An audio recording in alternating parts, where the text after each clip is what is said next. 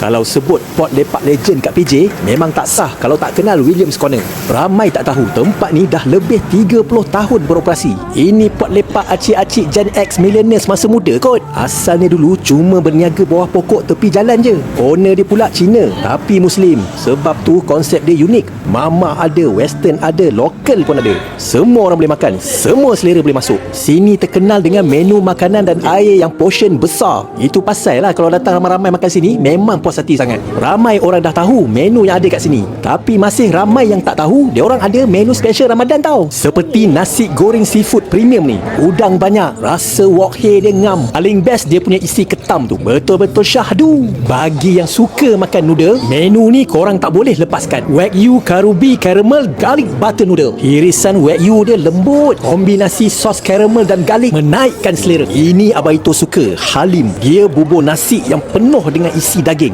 Hui, ini serius cakap, memang sedap. Kau berbuka puasa lah dengan Halim ni, betul-betul nikmat. Selain itu, sini pun viral dengan dessert-dessert diorang tau. Paling popular diorang punya cream brulee ni. Yang mana minat cheesecake, boleh cuba diorang punya chocolate cheesecake dan juga mango cheesecake. Sini air jangan cakap lah, memang dia bagi besar-besar punya. Yang suka kopi boleh try kopi bidin jelly. Peminat matcha boleh try teh matcha strawberry, ataupun korang boleh cuba diorang punya teh obidin ice. Ini betul-betul refreshing. So kalau korang mencari pot berbuka puasa yang best dengan portion yang besar, makanan yang sedap, puas hati, korang boleh datang ke sini, Williams Corner.